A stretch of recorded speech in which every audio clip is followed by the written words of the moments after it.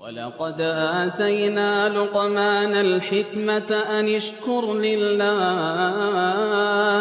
ومن يشكر فإنما يشكر لنفسه ومن كفر فإن الله غني حميد وإذ قال لقمان لابنه وهو يعظه يا بني لا تشرك بالله إن الشرك لظلم عظيم.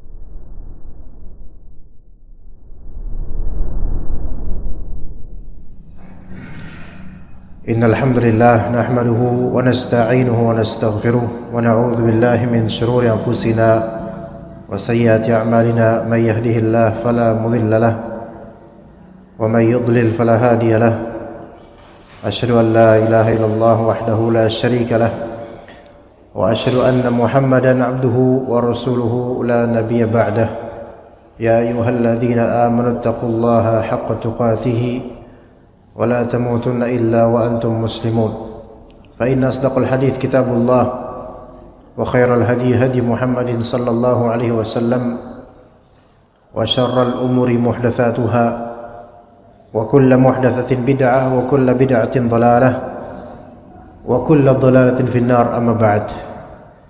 Para ikhwah sekalian dan akhwat rahimani wa rahimakumullah, para bapak dan ibu yang dirahmati oleh Allah Azza wa Jalla, ikhlas sebagaimana tadi disebutkan dalam pengumuman, ikhlas lillahi ta'ala dalam menuntut ilmu, mengamalkan ilmu dan menyeru orang-orang menuju ilmu kadang lebih agung, lebih besar dibandingkan dari perbuatan itu sendiri. Dan seseorang ketika dia menghadapkan qalbunya ke Allah Azza wa Jalla dalam beramal, maka dia akan mendapatkan manisnya iman. Beribadah kepada Allah Ta'ala, lillahi ta'ala, dia akan mendapatkan manisnya iman dengan segala kondisi yang Allah Ta'ala uji padanya. Termasuk diantaranya adalah ikhlas dalam berkeluarga, lillahi ta'ala, sesuai dengan syariat Allah Azza wa Jalla dan sunnah Nabi-Nya. Maka al-ikhlas itu adalah nomor pertama yang harus diwujudkan di kalbu seorang hamba ketika dia beramal, lebih spesifik yaitu dalam berkeluarga. Yang kata mereka bahwasanya berumah tangga itulah ibadah yang terpanjang, berarti membutuhkan modal keikhlasan dan nafas ubudiyah, peribadatan kepada Allah lebih panjang. Seseorang tidak akan disebut berumah tangga dengan baik secara syar'i kalau dia tidak menuntut ilmu syar'i. Dan itu yang terjadi pada kebanyakan dari rumah tangga muslim dan muslimah, yang mana berumah tangga dengan modal uruf, tradisi lokal dan kebiasaan manusia, tidak dimodalkan dengan menuntut ilmu dengan gigih dan ikhlas, sehingga tidak mengerti hukum-hukum yang berkaitan dengan akidah dan juga fiqih. Maka di sini insyaallah kita akan berusaha mewujudkan realisasi ibadah kita dengan menuntut ilmu berkaitan dengan ayat Allah Azza wa Jalla di salah satu rumah Allah, yaitu di surat At-Tahrim ayat ke-6, ya ayyuhalladzina amanu qu anfusakum wa ahlikum nara. Wahai orang beriman, jagalah diri-diri kalian dan ahlikum, yakni keluarga kalian. Maksud dari ahlikum di sini yaitu az-zaujah dan al-aulad, para istri dan para anak. Ini yang dimaksud dengan keluarga di sini. Tidak termasuk di ayat ini orang tua, apalagi kakek dan nenek tidak termasuk, melainkan di sini maksudnya adalah istri dan anak. Allah Ta'ala menyeru, ya ayyuhalladzina amanu, wahai orang beriman, siapa di antara kalian yang mengklaim keimanan kepada Allah, kepada Rasulnya, maka Allah Ta'ala perintahkan untuk kalian, wahai orang beriman, qu anfusakum wa ahlikum nara, jagalah diri kalian dan keluarga, yaitu istri dan anak kalian, dari apa? Dari api neraka. Dan maksud dari menjaga dari api neraka yakni an taj'ala bainaka wa baina 'adzabillahi al-wiqayah, itu engkau jadikan antara dirimu dan antara azab Allah ada wiqayah, tameng, penjagaan. Wa dzalika bi fi'lil wajibat wa tarkil muharramat ma'a taubati mimma yughdibuhu Allah, yaitu dengan cara melakukan hal-hal yang wajib, meninggalkan hal-hal yang muharram, dengan bertaubat dari apa yang membuat Allah Ta'ala murka. Nabi SAW bersabda, ma minkum min ahadin illa sayukallimuhullah, tidaklah seorang dari kalian melainkan nanti pasti akan diajak bicara oleh Allah di hari akhir nanti. Laisa bainahu wa bainahu turjuman, tidak ada perantara, tidak ada penerjemah dengan bahasa yang dipahami oleh kita, dan kita akan menjawab. Maka di sini Allah Subhanahu wa taala akan melihat apa yang kita lakukan di kanan, kiri, depan dan belakang. Dan kita akan melihat fayanzur aymana min, kita nih, seorang dari kita akan melihat bagian kanan kita. Fala yara illa ma qaddam, dia tidak melihat kecuali apa yang telah dia lakukan di dunia. Wa yanzuru ash'ama min, fala yara illa ma qaddam, begitu juga di kiri. Wa yanzuru baina yadayhi, dia melihat ke depan, fala yara illa an-nar tilqa'a wajhihi, dia tidak melihat melainkan neraka di hadapannya. Fattaqun nara walau bisyaqqi tamrah, maka peliharalah diri kalian dari api neraka walaupun dengan sepotek atau setengah dari sedekah kurma. Dan dalam riwayat lain tambahan, wa illam tajidu fa bi kalimatin thayyibah, jika tidak bisa sedekah dengan sepotong kurma, maka dengan kalimat yang baik.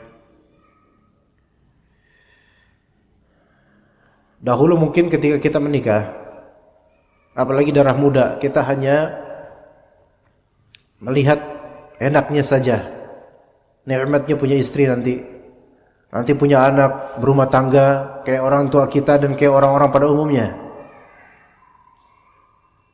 Dan bahkan cara pandangan seperti itu masih ada pada orang-orang tua masa kini, terutama di usia pernikahan 10 tahun, 15 tahun, 20 tahun, tidak mempertimbangkan akhirat sampai sekarang. Kecuali yang dirahmati oleh Allah, kecuali memikirkan nasib di akhirat itu bagaimana pertanggungjawabannya, maka diingatkan ayat ini. Nah, ayat ini digaungkan di banyak majelis, digaungkan di banyak sekali khutbah-khutbah Jumat. Kebanyakan manusia tahu, kebanyakan muslimin tahu ayat ini. Ya ayyuhalladzina amanu qu anfusakum wa ahlikum nara. Banyak yang hafal, bisa menerjemahkannya, tahu maknanya. Tapi sering alpa, lalai, lupa, luput dari pikiran ketika berumah tangga. Ketika kembali pulang kerja ke rumah, dia melihat istri dan anaknya, tidak teringat ayat ini. Dan baru diingatkan ketika di khutbah, di kajian, atau mendengar ceramah di YouTube, baru diingatkan ayat ini. Saking banyaknya pernak-pernik perhiasan di kehidupan dunia sekarang ini yang membuat kita lalai akan akhirat. Maka ittaqu qu anfusakum wa ahlikum nara. Perintah di sini, jagalah diri kalian dan anak istri kalian dari api neraka. Ihfazu ahlikum benar. La taqdhifu bi abnaikum fi jahannam. Jangan kalian lemparkan anak-anak kalian ke jahannam. Gimana caranya? Hal itu tidak bisa terwujud kecuali dengan mengambil tangan anak-anak dan istri kita menuju keridhaan Allah dan menjauhkan mereka dari apa yang membuat Allah Ta'ala murka. Amirul Mukminin Ali bin Abi Thalib radhiyallahu anhu menyebutkan dalam riwayat yang disebutkan dalam tafsir Ibnu Katsir, "Addibuhum wa 'allimuhum al-khair." Berikan mereka pelajaran akhlak dan ajarkan mereka kebaikan, yaitu sunnah Nabi SAW, dari zikirnya, dari baca Qur'annya, dari salatnya, dan seterusnya. Qatadah, seorang tabi'in, mengatakan, cara ta'muruhum bi ta'atillah wa tanhahum 'an ma'siyatillah. Seru anak istri menuju ketaatan pada Allah, larang anak istri dari maksiat kepada Allah dari mulai awal, dari kecil. Wa taqumu 'alaihim bi amrillah wa ta'muruhum bih wa tusa'iduhum 'alaih. Realisasikan apa yang Allah perintahkan di dalam berkeluarga ini. Perintahkan mereka sesuai perintah Allah dan bantulah anak dan istri kita dalam merealisasikan ketaatan pada Allah. Kalau kita pengen anak-anak kita rajin ke masjid, belikan baju takwa, baju koko. Itu wasilah-wasilah yang membantu mereka untuk semakin semangat untuk beribadah pada Allah dan taat pada Allah. Termasuk juga kita menolong anak-anak kita, sekolahkan di tempat yang benar, yang baik, yang bagus. Di sekolah yang menjadi ikhtiar kita supaya anak kita dapat pendidikan yang syar'i. Kemudian fa idza ra'aita lillahi ma'siyatan zajartahum anha. Jika engkau melihat ada kemaksiatan terhadap Allah di keluarga, maka jangan jadi dayuth. Jangan dibiarkan. Jangan dimaklumi dengan alasan wajar masih kecil, dengan alasan wajar perempuan, dengan alasan namanya juga dan seterusnya. Melainkan ingatkan, karena istri sekali antum lepas dari peringatan antum, maka dia akan berusaha tanpa sadar untuk menuju ke kesalahan berikutnya. Sebenarnya kata Syekh Utsaimin dalam salah satu kalimat beliau, perempuan, ketika antum lepas keluar dari pintu antum, maka bukan tidak mungkin dia tidak akan kembali lagi. Maka seorang suami yang qayyum atau qawwam memiliki keperkasaan dan kegagahan terhadap istrinya bukan hanya masalah hubungan biologis. Bahkan itu sekunder. Yang paling pertama, primer, dari segi perintah dan larangan. Dia menjabat secara syar'i sebagai suami yang sah secara syar'i, maka dia memerintah, dia melarang, dia menganjurkan, dia menghimbau, karena dia penguasanya, dia pemimpinnya. Ibnul Jauzi rahimahullah menyebutkan dalam kitab Sifatus Safwah, menceritakan kana malikun katsirul mal. Ada seorang raja, seorang bapak, seorang raja memiliki banyak harta. Wa kanat lahu ibnatun lam yakun lahu waladun ghairaha.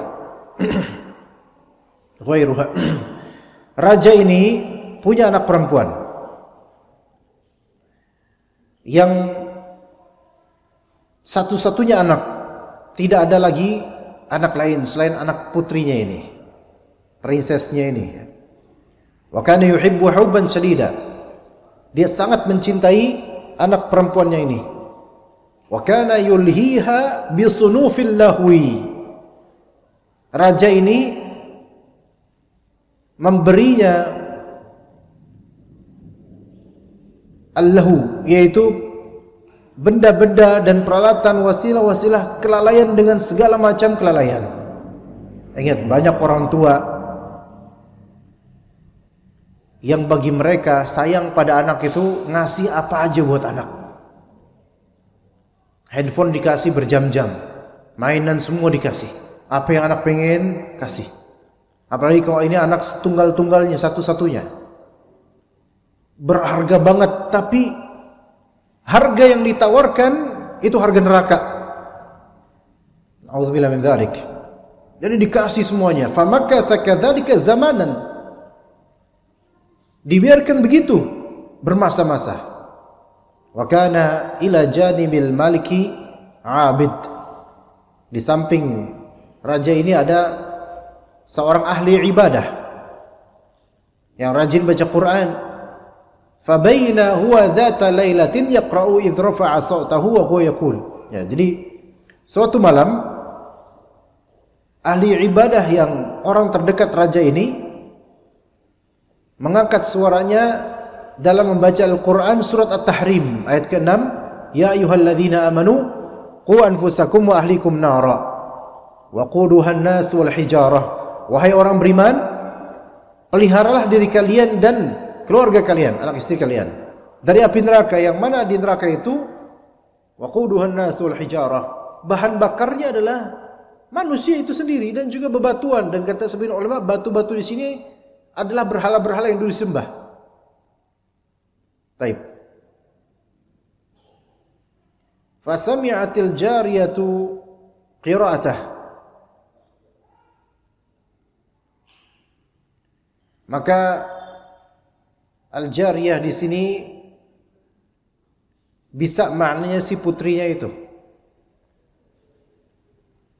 mendengar bacaan dari ahli ibadah tersebut. Maka faqalat li jawariha, maka anak putrinya ini pun berkata, atau bisa al-jari di sini bisa budak perempuan, bisa juga. Jadi al-jari bisa makna budak perempuan, bisa makna putrinya. Kemudian kufu, berhentilah kalian, berhenti kamu dari membaca itu.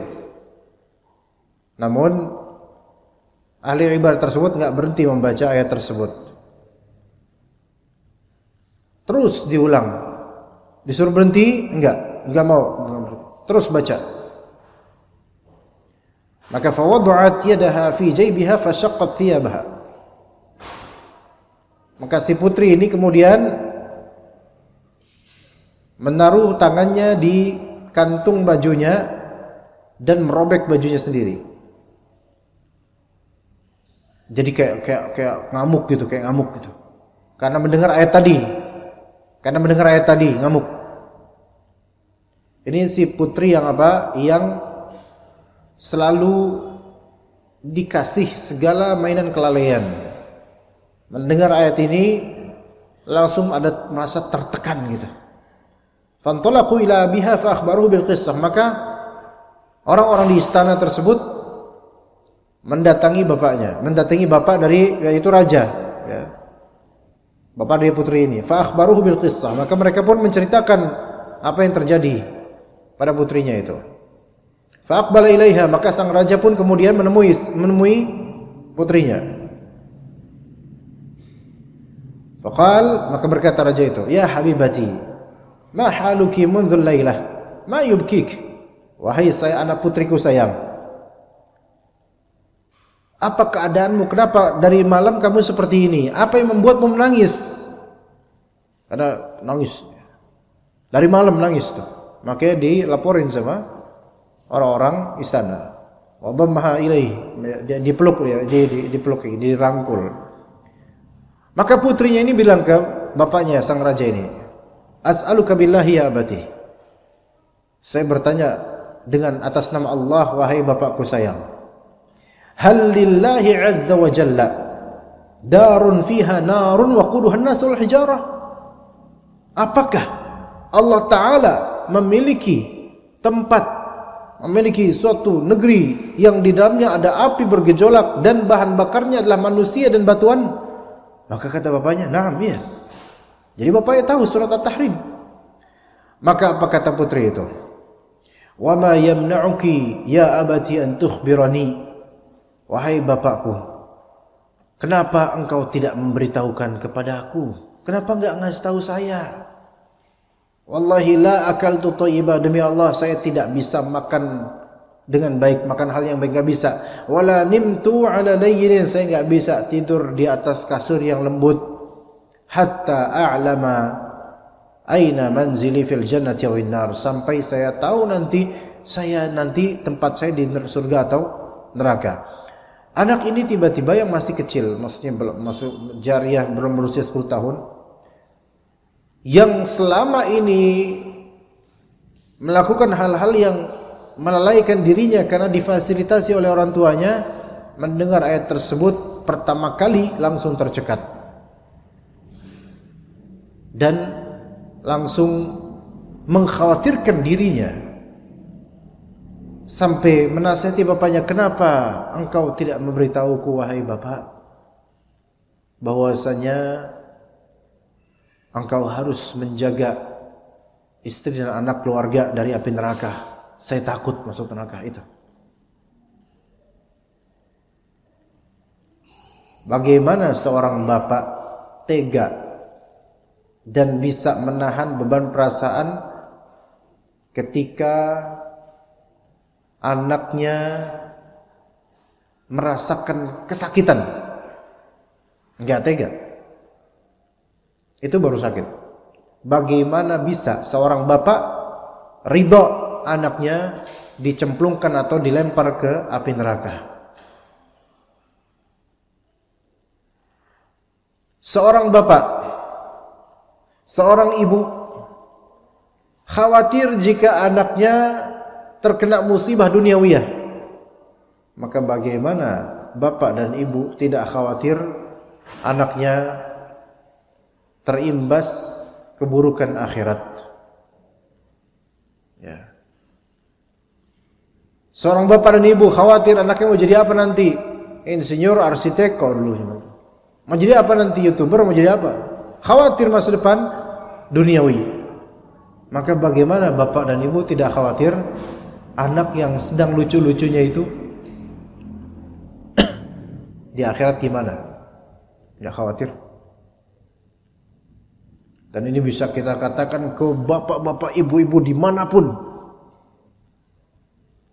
Dan ini bisa kita katakan kepada seorang ibu yang membiarkan anaknya nonton reels video berjam-jam. Bu, ibu apa enggak khawatir? Ini anak masa depannya gimana di akhirat? Coba, berani enggak kita nanya gitu? Ke seorang ibu yang membiarkan anaknya itu nonton reels video di Facebook atau YouTube macam-macam, ngeprank lah, inilah itulah, kan banyak tuh. Berjam-jam. Atau membiarkan main game berjam-jam sampai kecanduan. Sampai rela mencuri uang orang tuanya demi beli voucher di Indomaret misalnya. Bukankah itu terjadi? Banyak. Karena addicted to games. Tercandukan akan games. Dan yang kata sebagian pakar, kecanduan akan game itu cukup menjadi destruktif, terhadap otaknya. Wahai para ikhwan, bapak dan juga untuk anak pribadi, kita muhasab amamullah, kita akan ditanya di hadapan Allah Azza wa Jalla untuk semua yang kita jadikan keluarga dari istri dan anak.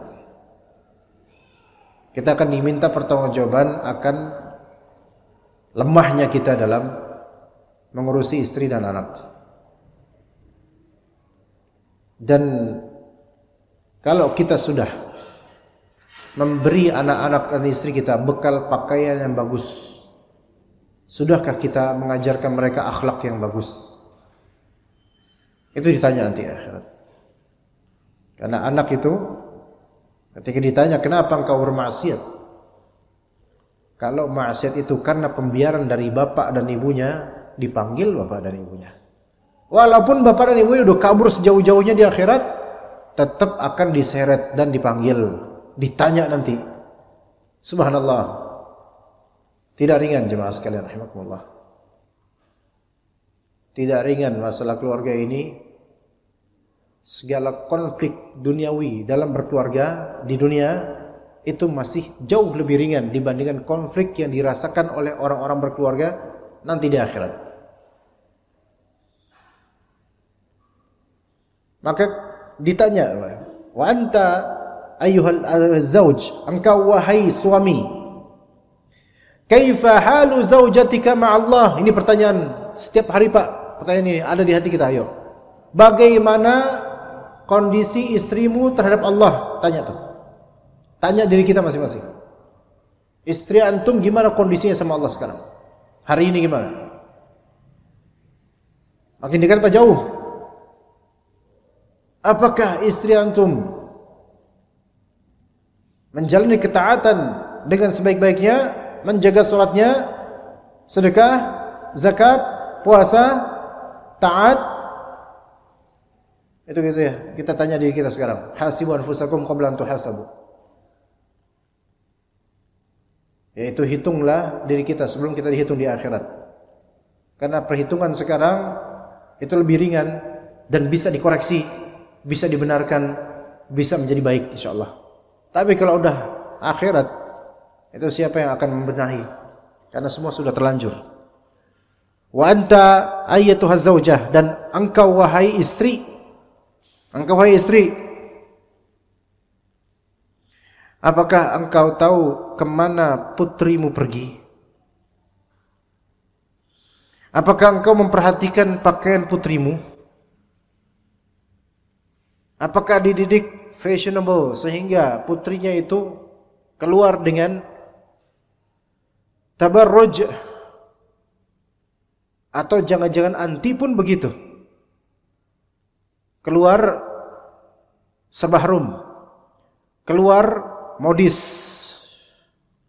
Ini tidak menutup celah kemungkinan bahkan akhwat yang cadar atau akhwat sunnah. Anda tidak sedang berbicara dengan orang-orang awam yang enggak ngerti sunnah.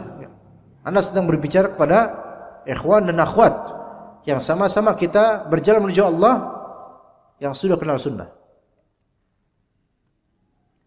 Tabarrujnya istri antum ke pasar, pertanyaan Allah di hari akhir buat antum, wahai para suami. Apalagi antumlah yang memfasilitasi tabarrujnya, tabarruj mempesonakan supaya indah dan tampak di depan orang lain yang bukan mahram. Antum ditanya, kita ditanya. Yang kadang-kadang kita harus benar-benar teguh dalam masalah ini. Istri enggak terima, kita tetap teguh. Demi apa? Kebaikan dirinya. Dan juga kebaikan kita juga. Dan apa yang dilakukan oleh istri kita dari tabarruj, sering selfie, sering posting di media sosial, itu ditanya kita. Ditanya Allah ditanya. Kalau perempuan-perempuan ini bukan dalam tanggungan kita enggak ditanya. Tapi ini istri, ini anak kita, putri kita. Maka jagalah istri-istri kita dari selfie sembarangan kemudian diupload di media sosial. Jaga, nasihati terus, ingatkan terus, dan batasi semua itu. Terus ingatkan. Kalau Allah Ta'ala melihat antum jujur terus ingatkan, dan ternyata secara diam-diam istri yang seperti ini terus menerus seperti itu, maka ini pengkhianatan yang belum tentu akan langgeng. Kalau antum ke akhirat dan istri antum maunya dunia, maka lihat bagaimana Nabi SAW mengancam beberapa istrinya. Jika kalian menginginkan dunia, aku siap datang. Saat datang kemari, aku siap untuk menceraikan dengan baik-baik. Itu ketika beberapa istri Nabi ada yang meminta nafkah lebih karena merasa kurang dan tidak qanaah, maka Nabi mengajak, siapa yang pengen dunia dari saya, datang kemari, saya ceraikan dengan baik, silakan. Setelah itu ditantang begitu, tidak ada yang mau. Tidak ada yang mau. Maksudnya tidak, ya kami mau ke akhirat aja. Itu karena jujur mau ke akhirat. Sekarang ikhwah di sini alhamdulillah kenal manhaj, kenal sunnah alhamdulillah. Istri kenal manhaj, kenal alhamdulillah. Tapi bukan berarti ikhwan kita sudah ngerasa sunnah dan seterusnya. Bukan berarti kita nggak cinta dunia. Jangan-jangan kita tetap cinta dunia. Maka coba. Artinya suami yang cinta dunia, istri yang qanaah dan kembali kepada Allah menuju akhirat. Ini juga problem. Sungguh nggak nyambung kalau salah satu pasangan itu cinta dunia dan satunya lagi cinta akhirat. Banyak nggak cocok. Dan di balik layar itu akan banyak saling masing-masing punya perbuatan sendiri-sendiri. Maka dalam berkeluarga kita ingat akhirat. Dan juga untuk istri. Perhatikan pakaian anti, perhatikan pakaian putri anti. Dan perhatikan perhiasan yang anti gunakan. Perhiasan zahir yang maklum, fadhal. Namun perhiasan zahir yang justru itu malah jadi pesona buat orang-orang dan dalam melihatnya, laki-laki dan melihatnya, maka ini waspadalah. Yang cadaran pun begitu. Cadar udah seadanya aja itu lebih afdol daripada dimodif-modif dengan ya model-model apa yang saya juga enggak tahu modelnya, tapi yang membuat perhatian para laki-laki di jalanan ini lebih tidak tahu malu lagi dibandingkan orang-orang biasa. Kalau anti bercadar demi fashion, maka saya nasihati ya ukhti, anti akan ditanya di akhir-akhir. Di hari dia ditanya. Ini bukan masalah dunia lagi, ini masalah akhirat. Kalau cadar anti untuk memikat dan menarik laki-laki di jalanan, maka ini lebih buruk daripada kalangan awam yang mereka enggak bermaksud seperti itu. Maka suami perhatikan cadar istrinya, perhatikan jilbab istrinya, perhatikan renda-rendanya. Perhatikan media sosialnya, perhatikan bagaimana mereka membuat status istri-istri itu. Dan nasihati. Kalau didiamin ini bukan suami namanya. Donatur. Suami bukan donatur. Suami pendidik, pentarbiyah. Kalau antum kerja cuman yang penting saya nafkahin, antum donatur itu. Bukan suami. Jangan mau jadi donatur. Jangan mau diposisikan donatur. Kita berposisi sebagai murabbi yang mentarbiyah istri-istri kita dan anak kita. Ada salah, nasihatin. Yang kadang suami yang agak tegas dan mungkin relatif keras itu lebih afdol untuk istri ini dibandingkan suami yang mumayyi', lembek dan terlalu tasabuh akan semua pelanggaran. Subhanallah, na'udzubillah min dzalik. Tegas. Mau dia enggak terima, ingatkan ini akhirat masalahnya. Tapi ketegasan itu juga harus kembali ke diri kita. Nah kita nyuruh kayak gitu, kita sendiri enggak. Kita nyuruh istri tegas, baca Quran. Kita enggak baca Quran. Kita nyuruh istri kita tegas, nuntut ilmu. Kita enggak nuntut ilmu. Ini ketegasan yang sebelah tangan. Enggak bisa. Berarti udah didikin, makanya ku anfusakum, diri kalian dulu coba. Baru ahlikum. Ya karena istri juga punya logika, punya akal. Lah situ sendiri enggak melakukan kok saya disuruh kayak gitu. Anak pun juga punya akal. Makanya betapa banyaknya anak yang menggugat bapaknya di dunia ini. Bapak nyuruh saya kayak gini, tapi bapak sendiri enggak gitu. Ditanya, bahkan anak kecil nanya ke bapaknya sampai bapaknya malu. Anaknya disuruh ngaji rajin, bapaknya enggak pernah ngaji. Lah, kok bapak enggak ngaji? Itu tuh pertanyaan memalukan, Pak. Jadi semua ini harus betul-betul harian ini kita evaluasi. Terus begitu, sampai semakin matang, semakin baik. Karena kata Allah Azza wa Jalla, kata Nabi SAW, kullukum ra'in wa kullukum mas'ulun an ra'iyatih. Setiap kalian adalah penggembala. Dan setiap kalian akan ditanya tentang rakyatnya. Al-imamu ra'in wa mas'ulun an ra'iyatih. Imam itu adalah pembimbing, pengembala. Dia akan ditanya tentang rakyatnya. War-rajulu ra'in fi ahlihi wa huwa mas'ulun an ra'iyatih. Seorang pria, suami, itu adalah pembimbing untuk keluarganya dan dia akan ditanya tentang rakyatnya. Wal mar'atu ra'iyatun fi baiti zawjiha. Istri juga pembimbing untuk rumah suaminya dan dia akan ditanya. Maka kata Nabi SAW dalam hadis lain, innallaha sa'ilun kulla ra'in amma star'ah. Sesungguhnya Allah Ta'ala akan bertanya setiap ra'in, pembimbing, tentang apa yang dia bimbing.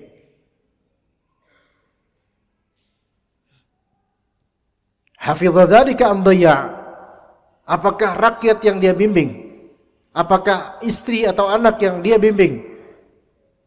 Harusnya dia bimbing. Dia jaga atau dia sia-siakan? Hatta yas'al ar-rajula an ahli baiti, sampai Allah Ta'ala bertanya kepada seorang pria tentang keluarganya. Maka sekarang apa yang akan kita jawab? Baik, kita akan memberikan beberapa poin, ikhwan. Ya. Dan ini poin-poin ini sebagai penutup kajian insyaallah. Nanti kalau ada pertanyaan dipersilakan. Bisa langsung atau pakai kertas dan bebas pertanyaan tentang apa, silakan.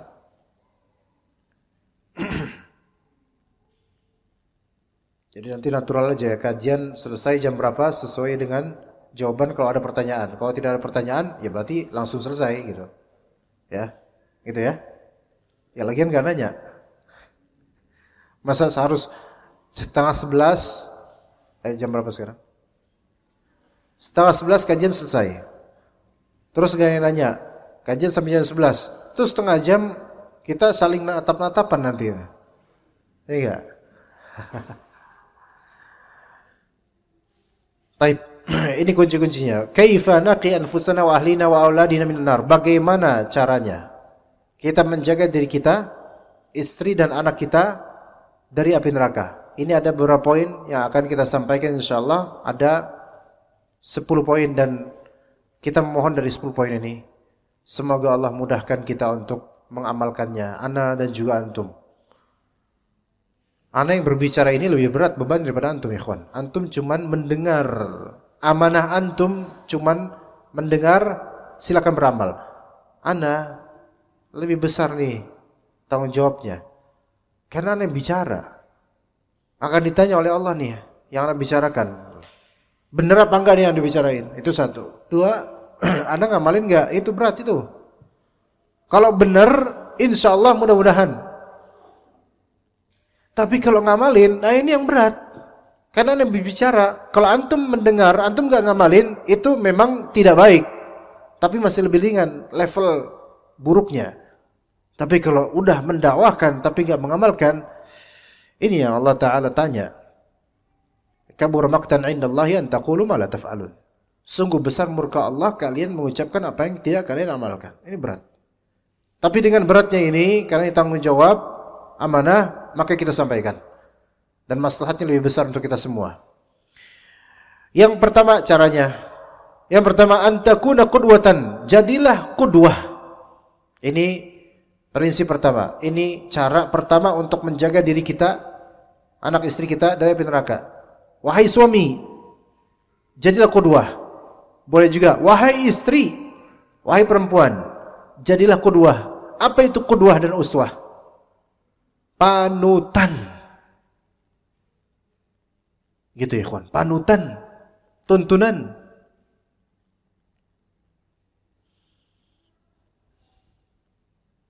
Udah jadi gitu belum buat anak istri kita gitu loh. Wahai para suami, apakah istri antum bangga dengan antum sebagai panutan atau enggak? Nah, coba tanya. Ya. sebagai qudwah, sebagai contoh. Jadilah teladan qudwah. Jangan sampai anak istrimu melihatmu kecuali dalam keadaan baik. Jangan mereka mendengar dari lisanmu kecuali yang baik. Adapun masa lalu antum kubur, jangan tampakkan ke anak. Dan kalau istri nggak tahu, jangan tampakkan ke istri kalau bisa. Kubur. Anak nggak perlu tahu masa lalu antum yang buruk misalnya. Dan juga anti wahai ummahat. Kalau dulu punya maksiat yang buruk, rahasiakan dan kubur dalam-dalam. Jangan sampai ditelaah oleh anak-anak. Supaya leres jadi qudwah. Jadilah ahli Al-Quran, ahli zikir. Wahai bapak, wahai ibu, wahai suami, wahai istri. Sering kelihatan baca Quran oleh anak. Qudwah. Sering kelihatan zikir oleh anak istri. Qudwah. Sering kelihatan menuntut ilmu dan belajar oleh anak istri. Qudwah. Sering kelihatan salat ke masjid. Qudwah. Banyak tuntunan yang bisa kita tuntun mereka dengannya. Contohnya gitu. Ya.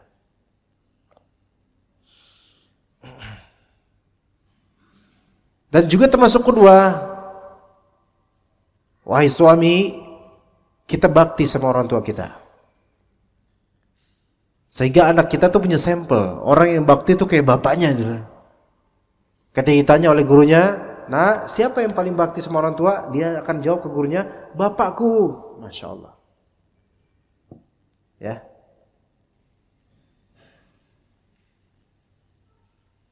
Jadilah qudwah. Itu yang pertama. Maka dengan qudwah ini mereka mencontoh. Karena kalau kita nggak jadi qudwah, kita nyuruh-nyuruh doang, orang juga kesel. Ah ngomong doang, nah gitu. Omdo atau bahasa politik tahun kemarin omon-omon, ya gitu. Cuman omon-omon. Nyuruh gini nyuruh gitu, tapi dia sendiri nggak kayak gitu. Mungkin istri kita nggak ngomong gitu, di hatinya kayak gitu. Mungkin anak kita nggak berani ngomong gitu, di hatinya. Atau nanti pas udah gede, baru berani itu ngomong kayak gitu. Ah bapak juga kayak gitu. Nah, kalau udah digituin kan kita cuma bisa kamu ngejawab aja sama orang tua. Ya dia kayak gitu karena apa? Karena kita nggak memberikan contoh. Maka figur seorang ayah itu penting buat anak-anak. Kalau bisa jemaah, antum jangan kerja di tempat yang dinasnya terlalu jauh dari keluarga. Harus berbulan-bulan, lah kalau bisa jangan. Kalau bisa. Tapi kalau terpaksa, mungkin antum PNS atau mungkin delegasi negara dan seterusnya, ya Allah Ta'ala berikan terbaik insyaAllah. Tapi kalau bisa, setiap hari anak lihat antum. Setiap hari istri lihat antum. Dan jadilah qudwah. Itu yang pertama. Yang kedua, an tu'allimahum at-tauhid. Ajarkan tauhid. Yang pertama, jadilah qudwah. Wahai para bapak. Ya. Ini juga untuk ibu juga. Ya, ibu-ibu ya. Anti itu orang yang dimuliakan oleh Allah, Bu. Anda, ini saya bilang ke ummahat, Anda orang yang Allah muliakan. Pertama, Anda muslimah. Kedua, insya Allah Anda salafiyah, berusaha menuju manhaj salaf. Alhamdulillah, itu mulia sekali. Ketiga, Anda memiliki suami yang insya Allah saleh. Atau punya kekurangan, minimal punya suami, ya udah bagus lah. Ya, walaupun fungsinya kadang-kadang belum kelihatan, tapi udah bagus lah ya. Bersyukur aja dulu. Ala kulli hal, ini semua wahai ummahat, juga antunna kalian amalkan. Ya, jangan suami doang, bantu suami di ketidakhadiran mereka ketika lagi bekerja. Bantu suami dengan menerapkan ini semua. Pertama tadi, jadilah qudwah wahai ummahat buat putra Anda. Pahala Anda besar insyaallah. Apalagi ini murabbiyahnya adalah perempuan, ibunya. Ya. Yang dulu suka joget, suka nyanyi itu jangan ditularin ke anaknya. Udah, tutup. Ya. Jangan ditularin ke anaknya. Nanti dosa besar, ya. Yang kedua tadi apa? Ajarkan tauhid. Bapak, Ibu ajarkan tauhid ke anak-anak. Pertama bapaknya ajarkan tauhid. Bapaknya bertauhid dulu nih. Bapaknya nih bertauhid nih. Ada apa-apa ke Allah Azza wa Jalla. Kita ini punya Allah. Wahai para bapak. Memang para bapak itu suami tidak mudah berkeluh kesah tentang kantornya, kerjanya, macetnya jalan itu. Suami nggak biasa aja, nggak keluh kesah. Biasanya laki-laki itu pelampiasan capeknya, penatnya kantor, nongkrong, ngadem, ngopi, atau main game, atau semisalnya. Tapi coba, antum lagi ngalamin macet, antum niatin kesabaran antum karena Allah supaya ada pahala. Coba, jarak tempuh kerja yang jauh antum niatin karena Allah. Coba, tauhid. Ya. Bahkan antum dengar token listrik bunyi, bagaimana cara menetapkan tauhidnya? Ikhlaskan bayar token ini sebagai sedekah lillahi ta'ala. Tauhid. Siapa yang terbebani dengan nafkah yang berat namun dia bertauhid, Allah ringankan hatinya, Allah jamin rezekinya. Begitu Pak, Ibu. Ya. Siapa yang terbebani dengan nafkah yang besar namun dia bertauhid, Allah ringankan bebannya, Allah jamin rezekinya.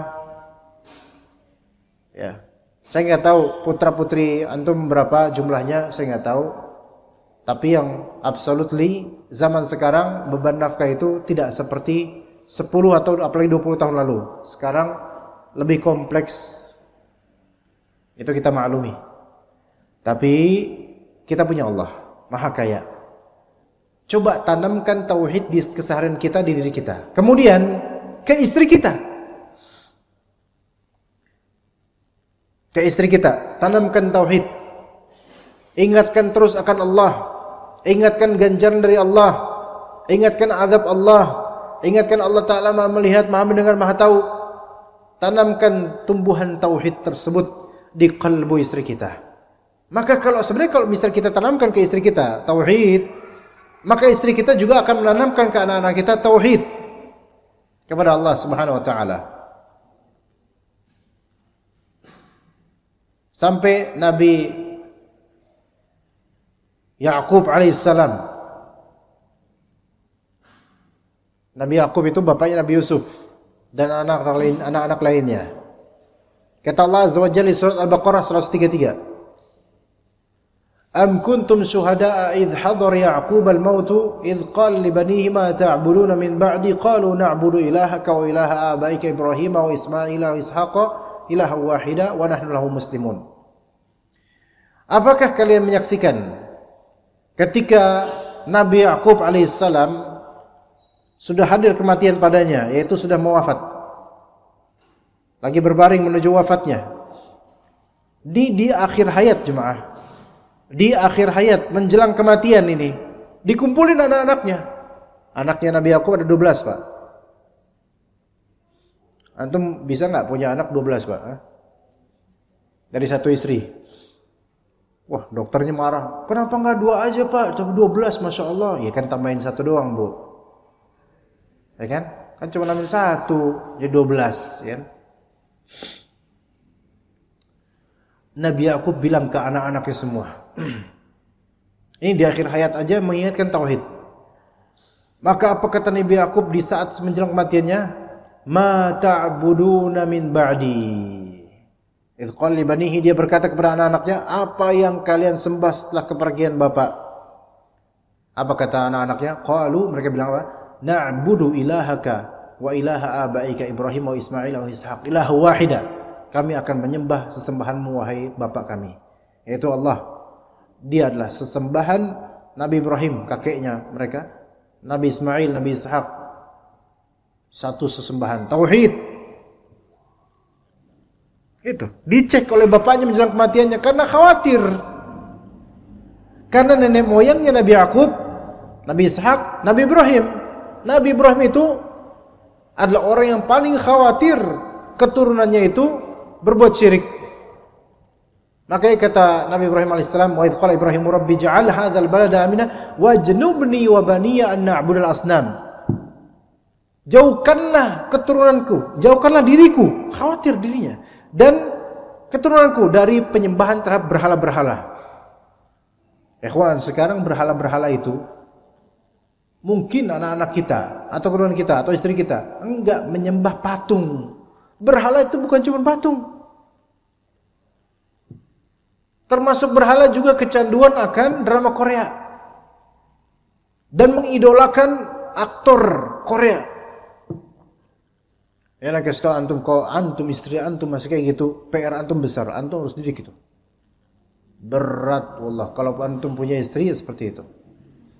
Tapi didik, ingetin terus. Karena ketika seorang perempuan, apalagi sebelum menikah biasanya, sudah punya tambatan idola terhadap laki-laki tertentu, apalagi ganteng, putih, sipit, Korea, berarti sebelum nikah sama antum, antum sudah diduakan. Itu harus dihilangkan penyakit itu. Berat sekali. Nah, penyembahan itu bukan harus sujud langsung, tetapi ketika seseorang rela demi berhala ini, rela demi idola ini, sampai meninggalkan kewajiban syar'i, ini sudah berbahaya sekali. Tauhidnya udah turun drastis. Ingetin tuh istri, ingetin anak-anak, apalagi sekarang yang anak-anaknya udah mulai remaja, udah mulai punya idola. Makanya yang masih kecil anak-anaknya ini, alhamdulillah kalau diajak ke majelis taklim, ajak ke masjid. Karena anak dari kecil juga kayak gini, Pak. Enggak apa-apa, antum anaknya kayak gitu, mau rebahan, mau main juga enggak apa-apa, anak enggak ngelarang. Karena ini masa lalu anak. Ya enggak, Dek? Ya kan? Ya, dulu juga suka keliaran gitu. Dulu juga dibawa ke majelis taklim, ke majelisnya Ustaz Abdul Hakim Abdad dulu waktu kecil. Itu anak ini akan ingat. InsyaAllah, semoga Allah jadikan anak ini soleh. Dan juga anak-anak yang dibawa ibu-ibu, semoga anak-anaknya soleh-solehah semua. Menjadi anak yang berilmu, bermanfaat untuk kaum muslimin, diterima amalnya oleh Allah. Ya, nggak apa-apa. Kalau anak pribadi, anak ditaruh dibawa ke majelis boleh, asal jangan kebanyakan. Ya. Karena kalau lebih banyak anak-anak, itu jadi TPA nanti, bukan jadi majelis taklim. Ya. Biasanya itu kadang di beberapa majelis yang rame itu akan dibuat ruangan khusus buat ibu-ibu yang bawa anak-anak gitu, kadang kayak gitu. Ya itu untuk maslahat. Tapi anak-anak seperti ini diajarkan tauhid, dimulai dari di manakah Allah atau siapakah pencipta langit bumi, siapa pencipta ini, dijawab Allah, dijawab Allah, dijawab Allah. Kenalkan lafal ini, Allah. Sejak usia 2,5 tahun, 3 tahun. Ya. Dan bahkan sejak usia awal balita, bayi, perdengarkan Al-Quran. Yang di situ banyak lafal jalalah Allah disebutkan. Oh, emang berpengaruh Ustaz? Insya Allah. Kata sebagian pakar aja gini loh. Antum kalau misalnya gendongin anak, mau tidur, kenapa ditepok-tepok? Coba. Ada yang tahu nggak Pak? Bisa jawab? Kenapa? Kenapa ditepok-tepok? Ini katanya. Padahal antum sendiri Pak, kalau tidur ditepok-tepok marah antum. Apaan sih? Udah gede. Tapi kenapa anak kecil yang mana lebih sensitif dengan suara, lebih sensitif dengan gerakan dan sentuhan ketika tidur, tapi dipotong-potong malah tidur? Dikatakan bahwasanya tepok-tepoknya itu membuat dia teringat akan detak jantung ibunya pas lagi di janin, pas lagi di rahim. Kedengeran tuh duk duk duknya gitu. Maka kalau misalnya anaknya maunya ditepuknya keras, kenceng, duk duk duk, berarti ibunya dulu sering deg-degan. Kayak gitu. Ya enggak? Benar enggak tuh, Pak? Hah? Ibu-ibu biasanya nepok-nepok anak gak Bu kalau misalnya nidorin? Banyak kayak gitu. Anak pun seperti itu. Ketika gendong ini, tek gitu. Bahkan ada yang mengatakan, ini juga nggak tahu apakah ini betul-betul benar atau benar-benar betul atau salah betul atau gimana, wallahu alam. Rata-rata kalau kita gendongin bayi, itu pala di sebelah sini. Bukan di sini kan? Dari anak-anak yang semua yang ana apa istilahnya? Pelihara ya, apa istilah? Yang ana peranakan apa ya? Yang ana asuh ya. Itu selalu di kiri. Dan istri-istri juga kayak gitu, selalu di kiri. Jarang kayak gini, jarang. Kalau mau tidurin di kiri, gendong itu. Dikatakan bahwasanya lebih dekat kepada jantung. Berarti ada memori di situ, detak jantung yang keinget, dek. Padahal itu detak doang. Lalu bagaimana kalau anak dari kecil sering diingatkan akan Allah? Boleh jadi dia akan tumbuh dengan sering ingat Allah Azza wa Jalla. Ya begitu, wallahu alam. Ini diantara usaha untuk menanamkan tauhid kepada anak-anak kita. Kemudian juga diantara bentuk penanaman tauhid kepada anak-anak kita. Jangan antum jadikan diri antum sebagai sosok yang bisa memberi azab dan nikmat. Jangan. Maksudnya, jangan antum jadikan diri antum sebagai sosok utama yang bisa memberikan nikmat atau azab, nikmat atau hukuman. Jangan. Ini juga ibu-ibu, ya. Perhatikan poin ini karena poin ini jarang nih. Dan juga istri-istri yang dengerin di rumah, karena insya Allah dengerin. Jangan jadikan, wahai bapak, jangan jadikan diri anda sebagai sosok utama yang bisa memberikan nikmat atau hukuman. Maksudnya gimana? Biasanya istri itu nakut-nakutin anaknya dengan figur bapaknya. Paham gak ya? Jangan gitu nanti bapak marah loh. Jangan gitu nanti bapak gini. Sehingga anak itu sentral ketakutan dan kekhawatirannya akan sosok bapak. Itu satu. Kemudian misal ibu bilang, nah mau ini enggak? Harus gini kamu. Nanti kok kamu gini, nanti bapak bakal ngasih hadiah gini. Itu memang boleh begitu boleh. Tapi jangan dijadikan sebagai hal yang rutin. Selalu begitu. Selalu nikmat datang dari bapak. Selalu hukuman datang dari bapak. Atau nikmat datang dari ibu. Hukuman datang dari ibu. Sebentar. Coba mulai kita mendidik anak harap dan takutnya ke Allah. Contoh. Nah, kamu gak boleh bohong. Allah tidak suka dengan orang yang bohong. Bedakan kalimat ini dengan kamu jangan bohong. Nanti bapak marah loh kalau bohong. Beda gak? Beda hasilnya. Ya. Coba mulai hari ini dan mungkin diantara jemaah sudah melakukan itu, alhamdulillah. Bukan berarti harus berani sama orang tua. Bukan. Anak yang takut sama Allah, dia tidak akan berani sama orang tua. Ya. Anak yang takut sama Allah, dia tidak akan tidak akan berani sama orang tua. Sebagaimana istri yang takut sama Allah tidak akan berani sama suaminya. Suami juga kadang kayak gitu sama istrinya. Kamu kok kayak gitu, awas kamu saya ini. Dan ancam sama suaminya, kayak suami figur yang monster buat istrinya itu. Tapi coba, kamu kok kayak gitu, ingat Allah tahu kamu kayak gitu. Jadinya tuh kayak kiblatnya ke Allah gitu loh. Mulai, antum kembangkan aja sendiri di rumah masing-masing. Figur seorang bapak ada, tapi jangan jadikan sumber harapan dan rasa takut itu mengacu pada antum wahai bapak wahai ibu, tapi enggak ke Allah. Coba tanamkan anak-anak seperti itu dari kecil. Siapa yang membiasakan itu akan kelihatan nanti di sekolahnya, ya. Ketika dia bergaul sama teman-temannya, dia kadang nasihatin temannya sesuai dengan nasihatin orang tuanya. Nasihatin temannya, kamu nggak boleh kayak gitu. Dilihat loh sama Allah.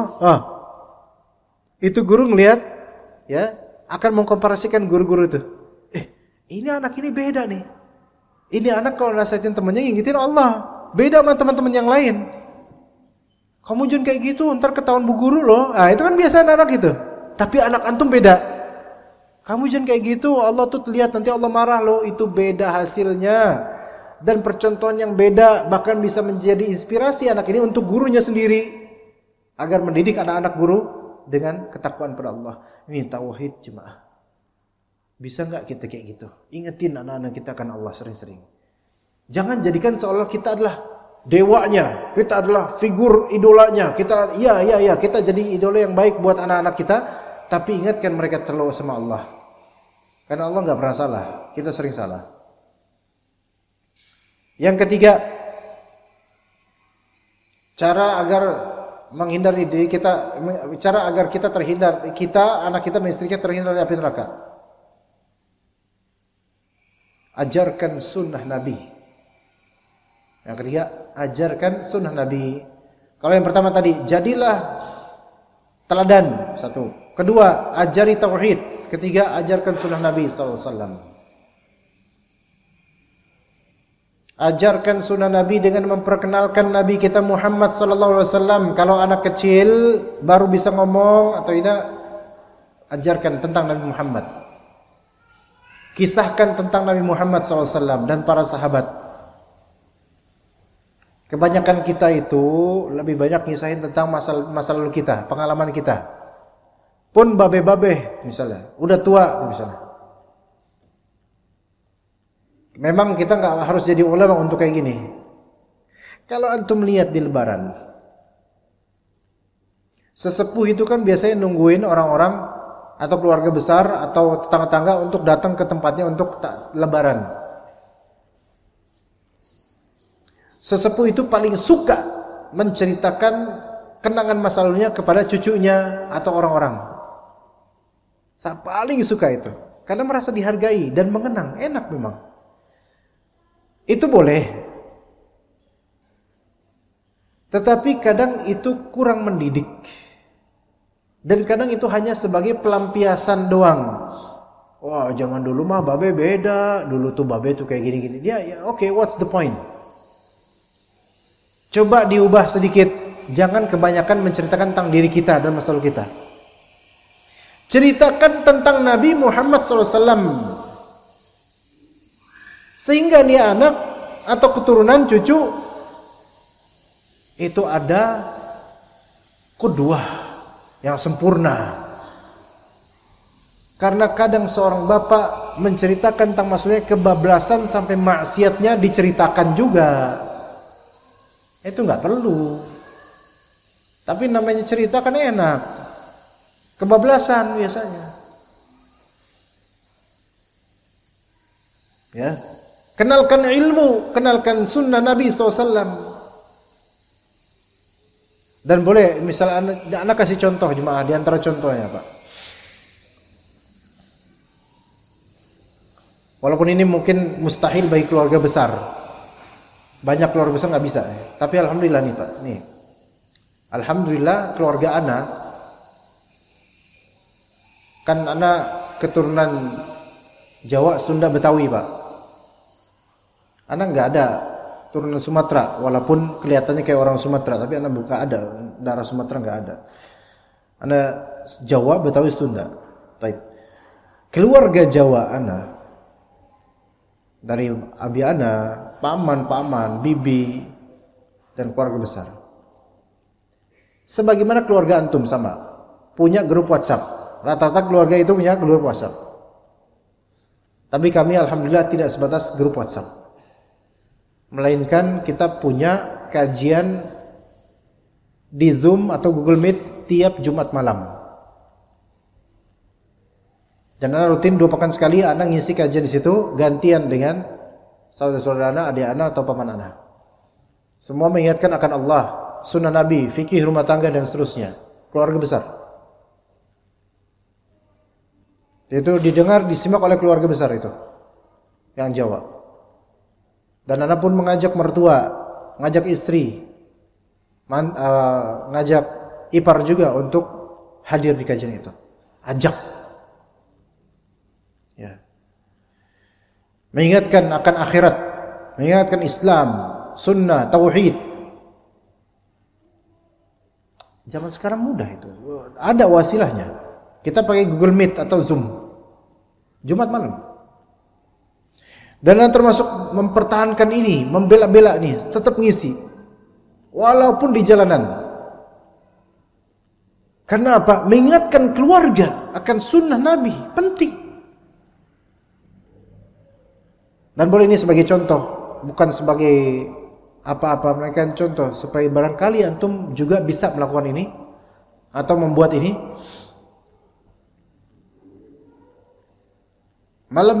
Jumat malam. Mulai start jam 8.15 sampai jam setengah 10 atau 9.45. Ada baca Qur'annya, ada kajiannya, kemudian ada tanya jawab dan tambahan. Itu kita lakukan setiap pekan tanpa libur. Setiap Jumat malam. Tadi malam Jumat malam. Dan ana bela-belain ya, kawan. Ana bela-belain itu. Ini sebagai apa supaya antum juga semangat untuk ayo kita ke keluarga itu ingetin. Sampai tadi malam ana kajian di mana? Meruyung. Meruyung tahu Pak, Meruyung. Sawangan sana itu, Sawangan. Sawangan mana Sawangan? Ini mana sih ini? Ini mana nih? Ini apa sih namanya? Ini apa kunciran? Nah, soalnya kunciran ingat kunciran rambut. Ya. Tadi malam anak kajian di Meruyung. Sejujurnya anak tinggal di mana? Bekasi, jauh sana. Anak untuk kesini ikhwan, berarti kita nih bertiga nih ngelewatin Jakarta, nyebrang Jakarta. Tapi tadi pagi kita dari Cinere, alhamdulillah. Tadi malam kajian sampai Isya di Meruyung, Depok, daerah dekat Sawangan itu. Anda jalan pulang naik motor. Anda kesini juga naik motor, sama kayak teman-teman. Di jalan pulang pakai headset dan pakai handphone ini. Dan karena headsetnya itu juga agak gimana kalau nggak langsung, jadi langsung ini. Sehingga di helm ini satu telinga, satu headset, helm. Dan anak naik motor dari Meruyung. Dan itu wallahi itu anak lakukan sering. Atau setiap Jumat malam kalau misalnya anak kajian. Dari jam 8.15 sampai jam 10 kurang naik motor. Sambil apa? Isi kajian. Anda isi kajian. Tanpa niat teks, isi kajian untuk memperkenalkan ke keluarga. Harus serius. Sungguh-sungguh kita. Mumpung ada kesempatan mengenalin ke keluarga sunnah. Itu setiap Jumat malam. Bisakah kita punya dinasti yang bisa kita ada grup WhatsApp kemudian grup untuk ngajarin sunnah? Jangan grup WhatsApp keluarga itu cuman buat ngobrol, ngalor ngidul, ngata-ngatain, ngejek ini, ngejek itu, bercanda ini, bercanda itu. Coba tanamkan sunnah. Kenalkan tauhid, kenalkan akidah yang benar, kenalkan itu seperti itu. Kita dai, ya mungkin dai lain tentu lebih afdal daripada ana dari segi dakwahnya. Tapi jangan sampai kita itu porsinya kurang untuk keluarga ini. Semampu kita. Jadi qudwah sebagai contoh. Tanamkan tauhid kepada keluarga, tanamkan sunnah, ajarkan mereka. Kalau misal skala dakwah bapak-bapak sekalian baru keluarga kecil, yaitu istri dan anak, udah itu pahala antum dah. Giatkan di situ. Kalau nggak bisa ke keluarga besar, udah keluarga sendiri aja. Qu anfusakum wa ahlikum naro. Kalau ternyata antum bisa berdakwah di keluarga besar, itu lebih afdal. Jangan sia-siakan kesempatan ini. Jangan sia-siakan kesempatan ini. Bahkan sampai sejujurnya jemaah sekalian, pernah hujan deras malam-malam pun anak tetap mengisi untuk keluarga anak, keluarga besar anak, untuk istri-istri anak, untuk mertua anak, untuk paman-paman anak, bibi-bibi anak, dan juga besan dan seterusnya, mantu ipar dan seterusnya. Kita harus sungguh-sungguh gitu loh. Karena mereka semua keluarga. Mereka punya qalbu, punya jantung yang akan bertanggung jawab di akhirat nanti untuk bertauhid dan mengikuti sunnah Nabi SAW. Minimal kita sampaikan. Maka Anda berharap nih jemaah nih, teman-teman, para bapak, para ibu, antum juga harus sungguh-sungguh untuk membawa anak dan istri antum ke ridha Allah. Kalau enggak sungguh-sungguh sekarang di dunia, kapan? Nunggu di akhirat kita ditanya. Udah repot urusan. Udah enggak ada waktu lagi untuk membenahi nanti di akhirat. Sekarang waktunya jemaah. Dan enggak ada di antara keluarga kita yang sempurna, enggak ada. Istri kita punya kekurangan, kita punya kekurangan, anak kita ada kekurangan, semua ada tantangan. Siapa yang mencicipi kehidupan rumah tangga yang tanpa tantangan, mati aja sekarang. Enggak ada kehidupan rumah tangga itu yang semuanya enak, flat gitu, enggak ada ya. Rasulullah aja gitu, kehidupan rumah tangganya begitu. Turun naik, ujian demi ujian. Dan semua nabi yang diangkat derajatnya pasti memiliki nisbat kesulitan dalam berumah tangganya. Ada semua. Kemudian jemaah, yang keempat, kunci keempat, membiasakan untuk sholat. Maksudnya membiasakan keluarga untuk sholat. Mendidik dan membuat mereka cinta sholat. Makanya Rasulullah SAW menganjurkan sholat sunnah di rumah. Kenapa? Untuk memberikan appearance, mazhar, gambaran, ini sholat. Bapaknya sholat. Sholat sunnah memang. Ya. Anak-anak pun lihat. Nggak apa-apa anak-anak misal di sajadah main-main gitu, nggak apa-apa, kita singkirin dulu bentar, nggak apa-apa. Nggak apa-apa, gelendotan nggak apa-apa. Mereka udah terbiasa nih bapaknya sholat, mereka ikutan. Kayak antum udah tahu, antum lebih tahu daripada anda dalam masalah ini. Ikutan sujud, ya lucu, memang lucu. Tapi alhamdulillah, lebih baik mana ikutan sujud kayak gitu daripada tiktokan di jalanan anak kecil. Sampai anak pernah lihat di perumahan yang anak tinggal di situ, malam habis maghrib Allah. Anak sama istri boncengan.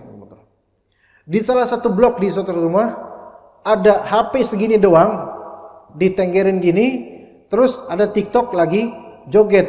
Dan ini anak-anak usia SMP atau SD kelas 6, perempuan semua lagi berbaris ikutan semua joget. Habis maghrib, subhanallah, mana bapak ibu mereka? Anak juga nggak bisa gimana ya? Anak mau larang, anak mau warga blok lain. Bukan bapak mereka, bukan RT juga, ya nanti kalau anak ini bermasalah nanti. Anak istighfar aja, subhanallah, lemahnya iman kita sekarang. Maka kalau kita lihat anak kita ikut kita ke masjid, ikut kita kajian, ikut kita sholat, ikut kita baca Quran, membiasakan itu, cinta sholat, kemudian anak minta ke masjid selama tidak mengganggu, maka kita berbangga dengan itu. Alhamdulillah ya Allah. Ya, alhamdulillah. Maka kata Allah Azza wa Jalla, wa'mur ahlaka bis-salati wastabir 'alaiha. Perintahkan istrimu, anakmu untuk salat dan bersabarlah dengan salat itu, yaitu bersabarlah dalam mendidik mereka dalam salat, untuk salat. Ada kaitannya dengan rezeki ini. Ada, Pak. Kalau kita ngajarin anak istri kita salat, membuat mereka cinta salat, rizki itu Allah jamin. Kan di ayat Toha 132, wa'mur ahlaka bis salati wastabir 'alaiha, perintahkan keluargamu untuk salat dan bersabarlah dengan itu. Allah katakan setelahnya, la nas'aluka rizqa nahnu narzuquk. Kami tidak minta rizki darimu wahai manusia, kami yang rizkikan kamu. Berarti rizki ini kayak ada kaitannya nih antara kita mendidik anak istri untuk sholat dengan rizki yang lancar. Ada kaitannya. Dan boleh jadi orang-orang tuh banyak yang menderita, teriak karena kesempitan rizki, karena mereka nggak didik anak mereka untuk sholat, nggak membiasakan anak untuk sholat. Istri nggak diperhatikan sholatnya, makanya rizkinya seret tuh. Ini kasih tahu nih ke keluarga-keluarga kita nih. Ayat ini Toha nih, 132. Kadang-kadang di antara keluarga kita, di grup keluarga WhatsApp tuh, ada yang mengeluh akan kemiskinan sehingga minta-minta sama keluarga besar dan seterusnya. Kita tanya coba secara personal, Pak, Bu, afwan nih, kalian sudah ngajarin anak-anak sholat dengan rutin nggak? Jangan-jangan itu yang bikin rezeki seret itu. Ya. Kata Nabi SAW, muru auladakum bis salati wa hum abna'u sab'i sinin. Perintahkan anak kalian untuk salat dalam kondisi mereka 7 tahun usianya.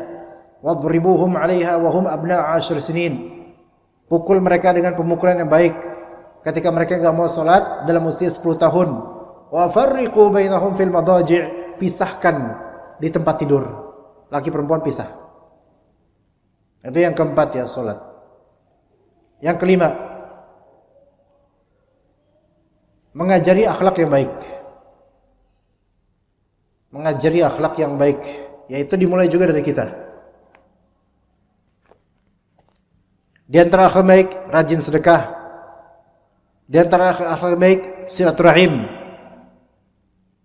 Di antara akhlak yang baik, dekat dengan keluarga,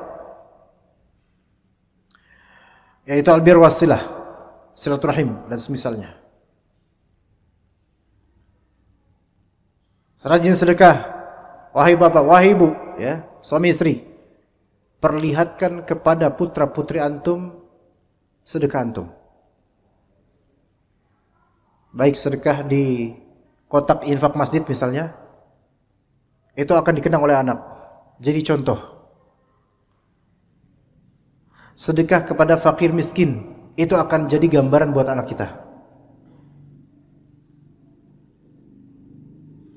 Dan anak termasuk yang dapat contoh dari Abi Ana, hafizahullah.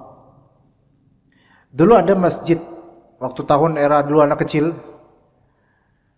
Jumatan anak dibawa oleh Abi Ana ke, dulu kan namanya Jumatan nggak banyak masjid, kayak sekarang kan banyak masjid, dulu kan nggak banyak. Anak dibawa ke suatu masjid. Kan kalau lagi khutbah tuh biasanya dulu kan celengan kotak amal tuh seliuran gitu kan, orang pada nyumbang gitu. Itu Abi Ana enggak naruh, enggak disingkir, dia bukan di sini, disampingin aja, kayak umumnya orang gitu loh. Namun selalu setelah selesai sholat Jumat, ketika udah mulai orang-orang berhamburan keluar, udah mulai agak sepi, ini masjid besar, kan kita akan melihat DKM dan pengurus masjid itu biasanya ngelingkerin uang yang banyak itu, dihitung-hitung tuh, ya kan? Maka selalu Abi Ana selalu nyuruh kasih ke itu. Kasih. Terus ada datang, sebenarnya anak kecil mungkin usia segini mungkin. Kemudian ada datang ke mereka, ini dari ayah namanya ayah. Ngasih ke gundukan itu yang banyak uang tromol yang digabungin itu. Itu teringat sampai sekarang. Karena berkali-kali sering gitu. Untuk sedekah tanpa harus diketahui jemaah. Sedekah tanpa harus diketahui jemaah. Karena kalau kita sedekah pas lagi Jumatan pas khutbah, selain itu mengganggu juga, orang kan ngeliat. Bagaimana caranya supaya kita nggak kelihatan orang sedekah, itu kalau bisa. Tapi kelihatan oleh anak sehingga menjadi inspirasi buat anak. Sampai sekarang anak ingat itu. Jadi contoh yang baik. Ya. Taib. Dan hal-hal lain dari sedekah. Yang keenam,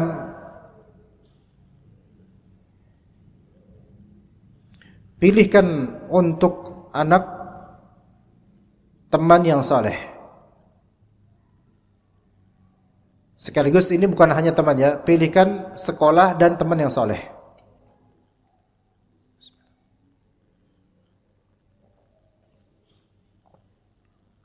Kata Nabi SAW, ar-rajulu ala dini khalilih.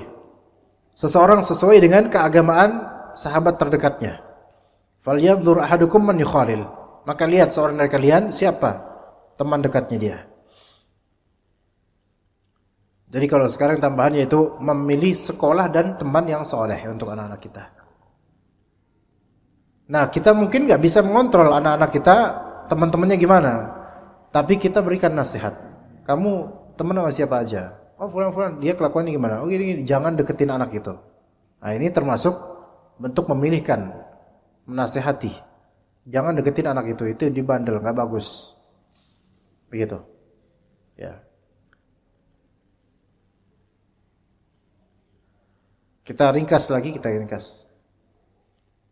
Kita mungkin 8 atau 9. Yang ketujuh sekarang yaitu bersihkan rumah dari wasilah yang merusak, wasilah destruktif. Bersihkan rumah dari wasilah destruktif.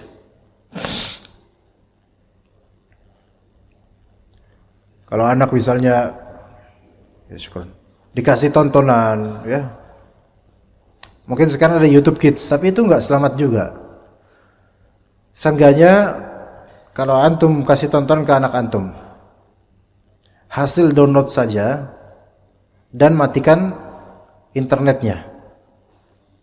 Download yang antum pilih buat tonton anak antum. Nah, matikan internetnya dan dibatasin waktunya.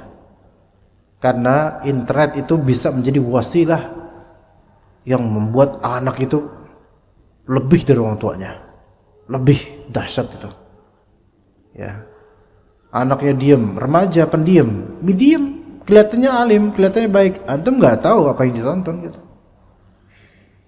Dia udah punya kamar sendiri, tinggal dapat wifi, bebas mau ngapain aja. Subhanallah, berat ya sekarang ya. Maka coba gimana caranya supaya kita bisa mengontrol ini anak-anak. Walaupun remaja, apalagi remaja, nasihatin terus, Pak. Kita memang nggak bisa ngelihat 100% kehidupannya, tapi ikhwan, kalau kita udah berusaha soleh, sering nasihatin, walaupun itu anak bandel, pada waktunya dia akan dapat pelajaran dan ingat nasihat kita. Maka nggak boleh kita merasa putus asa menasihati anak kita. Tetap akan dikenang, tetap akan dikenal, tetap akan dipatrikan. Pada waktunya ketika dapat pelajaran, nyaho kalau bahasanya itu, akhirnya baru keinget nasihat orang tuanya. Maka jangan pernah mengatakan anak saya nggak bisa nasihatin, nggak bisa. Anak antum bisa, antum nasihatin aja. Walaupun bebal dia, emang masanya. Nanti insya Allah akan teringat nasihat antum dan berharga nasihat antum. Tidak semua anak yang durhaka saat remaja durhaka selamanya, enggak semuanya. Kadang kedurhakaan anak saat remaja bisa jadi karena imbas dari pergaulan atau dia lagi norak. Seperti anak-anak pesantren yang lagi liburan atau baru lulus pesantren. Kadang-kadang noraknya adalah mau ke dunia, mau enak karena baru merasakan dunia. Selama ini kan dia di pesantren, bandel dan seterusnya. Sabarin. Ini banyak kok curhatan yang seperti ini, ya. Sabarin. Tapi wasilah-wasilah di rumah batasin. Sebagaimana antum wahai para bapak, dalam mendidik istri tidak semua keinginan antum gelar. Kak, dibatasin. Itulah pendidikan. Karena kalau tidak apa-apa tidak dibatasin, itu bukan pendidikan namanya. Ya, itu bukan pendidikan namanya. Kemudian yang ke berapa sekarang? 8. Bawa keluarga ke majelis ilmu. Bawa keluarga ke majelis ilmu, baik rumahan maupun di masjid, terutama di masjid. Bawa tuh. Anak istri antum bawa. Wallahi anak sangat terharu kalau kajian anda melihat ikhwan jenggotan, cingkrangan sambil bonceng istri yang sedang gendong anaknya. Itu anak sangat terharu. Saking terharunya anak nggak mau membalap mereka. Saking senangnya anak melihat pemandangan seperti itu. Sangat suka anak seperti itu. Indah, ya. Baik yang pakai mobil atau pakai motor. Bawa sekeluarga kajian. Atau kalau antum adalah seorang ustadz atau antumlah ustadznya untuk keluarga antum nggak perlu bawa mereka kajian ustadz lain. Antum yang jadi pemateri di situ. Bawa ke rumah makan. Pasti semangat itu. Ya. Habis itu isi kajian di rumah makan, pada dengerin insyaallah, asal antum yang bayar. Enggak? Ya kita perlu ngeluarin duit lah. Manusia itu ketika laparnya itu disembuhkan, sami'na wa ata'na. Tapi kalau manusia itu laparnya dibiarin, baru-baru sami'na, asoina, enggak, kami enggak mau denger. Begitu. Bawa ke majelis ilmu. Yang kadang-kadang perlu, kadang-kadang ya, enggak selalu. Perlu antum iming-imingi dengan reward. Ya. Yuk ke majelis ilmu, ikut ke majelis ilmu yuk. Udah ustaz ini yuk ke sana yuk. Nanti habis kajian kita ke Superindo yuk. Masya Allah. Seneng enggak? Seneng, pasti seneng itu. Ngapain bang? Markir motor. Markir motor doang. Ya enggak, belanja. Seneng enggak kira-kira? Seneng, tapi itu sesekali aja. Ya, iming-iming itu sesekali aja. Karena kalau selalu kayak gitu, walaupun istri, walaupun udah gede dia, maka jangan kekanak-kanakannya buat ada gitu. Jangan, melainkan sekali-kali aja. Supaya sadar juga bahwasanya kita penting ke majelis ilmu. Dan melihat rumah tangga lain, melihat istri atau melihat teman-teman yang lain ke majelis ilmu, itu membuat dorongan semangat. Kita nggak sendiri dalam menjalankan sunnah ini, jemaah. Ada orang-orang lain, rumah tangga lain. Taib.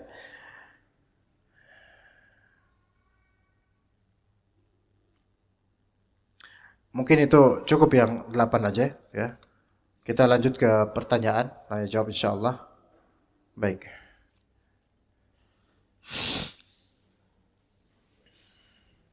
Bismillah Ustaz, bagaimana pandangan Ustaz mengenai olahraga sunnah semisal panahan, berkuda atau renang yang semisal ditekuni oleh anak perempuan di tingkat nasional atau internasional dari sisi campur baurnya dan juga pakaian yang dikenakan?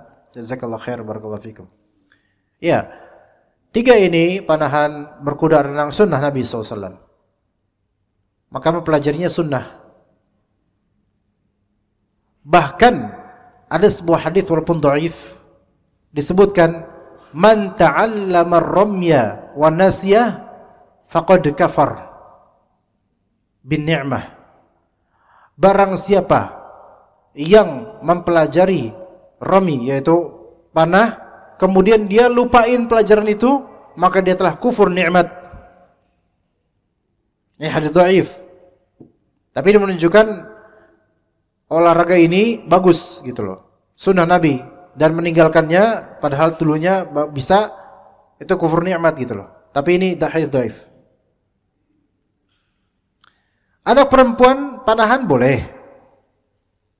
Berkuda ya boleh aja selama tidak menjadi fitnah. Tapi berkuda di mana dia gitu. Berenang boleh di tempat yang tidak mengundang fitnah. Hanya saja ini kalau ditekuni di tingkat nasional atau internasional, campur baur. Tidak pantas seorang muslimah kayak gini. Campur baur, ditonton, didukung, disiarkan. Ini dosa jariah nanti. Jangan. Kalau emang pengen menekuni, ketekunilah hanya untuk mengamalkan sunnah, bukan untuk perlombaan-perlombaan. Untuk perempuan ya, bukan untuk perlombaan-perlombaan, bukan. Perempuan nggak perlu lomba-lomba seperti itu. Ya. Maka Allah Ta'ala madharatnya lebih besar, bukan karena memanahnya, bukan karena berkudanya, bukan karena berenangnya, bukan. Tetapi karena tabarruj atau karena ikhtilat dan semisalnya di publik. Berbahaya. Dosanya banyak. Bismillah. Bagaimana seharusnya rutinitas sehari keluarga Rabbani yang suami atau ayah bekerja di luar dari pagi sampai malam, Ustaz? Jazakallah khair. Bekerja pagi sampai malam, kalau memang itu terpaksa, maka qadarullah. Maksudnya terpaksa di sini nggak ada opsi lain dan memang begitu cara bekerjanya. Atau bahkan lebih dari itu. Yaitu dinas keluar kota bahkan keluar negeri bisa 2 bulan dan memang itulah pekerjaan seperti itu, qadarullah. Tapi itu kan di zaman sekarang. Tapi sekarang sudah ada media sosial. Kita bisa mengontrol anak istri kita di rumah dengan cara kita mengkontak mereka setiap hari. Ya. Begitu ya. Jadi bisa kita kontrol mereka melalui jarak jauh. Dan wallahi kalau antum bertakwa, Pak, kalau antum bertakwa baik luar atau dalam rumah, maka antum menyapa istri antum di rumah, dia juga akan merasakan ketakwaan antum. Jadi gini, kalau antum bertanya, ya Ustaz, kalau misalnya saya cuma ngontrol dari luar, ya saya mah nggak tahu kan sebenarnya, nggak tahu istri saya bohong. Istri antum nggak bakal bohong kalau antum bertakwa. Kalau antum betul-betul mempertahankan ketakwaan antum dan istri antum melihat antum bertakwa, istri antum nggak bakal bohong. Dia akan taat sama antum, insyaallah. Tapi muskilahnya kita ini para suami di luar rumah kita nggak susah bertakwa. Itu muskilahnya, itu masalahnya. Ya, Allah Taala tidak akan mengkhianati ketakwaan antum. Apalagi kalau istri antum itu berusaha saleh, insyaallah istri antum amanah, dan minta sama Allah penjagaan buat istri antum dan anak-anak antum. Tapi peduli sama mereka setiap hari. Di kantor, di jam istirahat, tanya istri, apa yang sudah kamu kerjakan? Udah ngaji belum? Udah sholat belum? Dan seterusnya. Tanya tuh. Ya. Ustaz Yazid Jawas dulu pernah diceramah mengkritik para suami yang nanya ke istrinya telepon, udah makan belum? Ustaz bilang, masa nanya istri, jangan udah makan belum? Udah sholat belum? Udah makan. Kayak kelaparan aja gitu.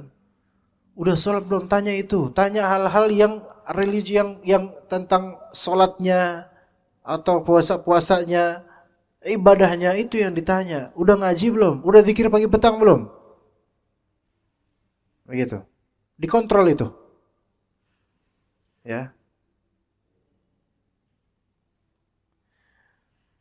Kalau bisa ada report, laporan apa yang sudah dilakukan, di list, begitu. Dicentang nanti. Kalau ini sudah kayak seolah-olah kerja gitu. Itu akan menambah booster, motivasi. Ya. Itu bagi yang bekerja di luar dari pagi sampai malam tuh. Istrinya bilang, kamu bikin list amalan harian kamu, dicentang. Yang udah dilakukan centang, biar saya lihat. Tapi suami juga harus gitu juga. Jangan istri doang disuruh, suami juga gitu. Misal, hari ini apa? Zikir pagi petang, zikir pagi, sholat duha, baca kitab, terus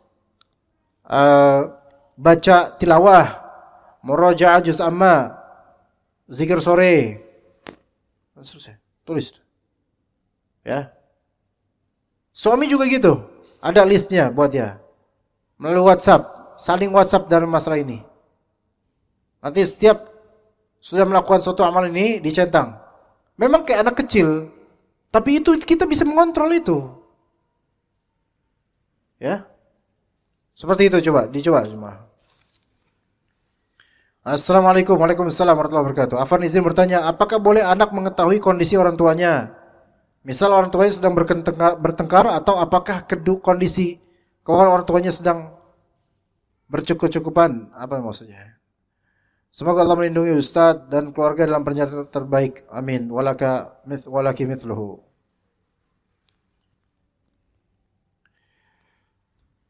Tentu ya, pertengkaran suami istri itu tidak boleh diketahui kecuali oleh suami istri itu saja. Jangan diketahui anak, jangan diketahui orang tua. Maksudnya bertengkar sih, bertengkar gitu, bertengkar. Kalau cuman nasehatin dengan keras, itu bukan bertengkar namanya. Kamu jangan kayak gitu. Nah, itu nggak apa-apa. Tapi kalau sampai bertengkar, yang hanya mengetahui hanya mereka berdua aja. Setelah Allah Azza wa Jalla. Anak jangan tahu. Orang tua jangan tahu, apalagi orang tua. Biasanya orang tua akan membela anaknya masing-masing. Jangan tahu. Ya. Apapun itu penyebabnya, atau ekonomi atau hal lain, apapun penyebabnya itu, cukup mereka berdua yang tahu. Jangan anak-anak tahu. Karena ketika anak tahu, baik ngeliat langsung atau diceritain, itu akan berpengaruh terhadap mindset dia tentang orang tuanya. Dan jangan pernah menghasut anak untuk membenci salah satu orang tuanya. Apapun itu orang tuanya, seberapa jelek pun orang tuanya, itu dosa yang membuat tali rahim itu terputus.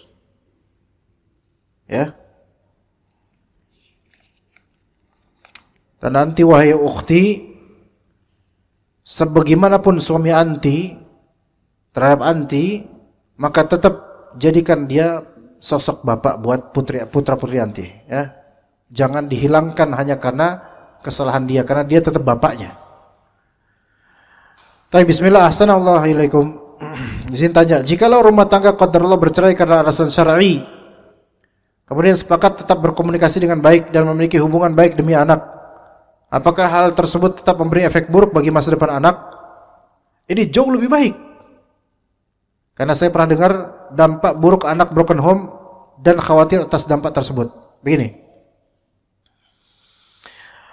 Justru yang banyak terjadi setelah perceraian, baik yang dengan alasan syar'i, apalagi yang non syar'i, kebanyakan komunikasi itu hilang. Karena anak dikuasai salah satu pihak. Ya, ini yang banyak terjadi.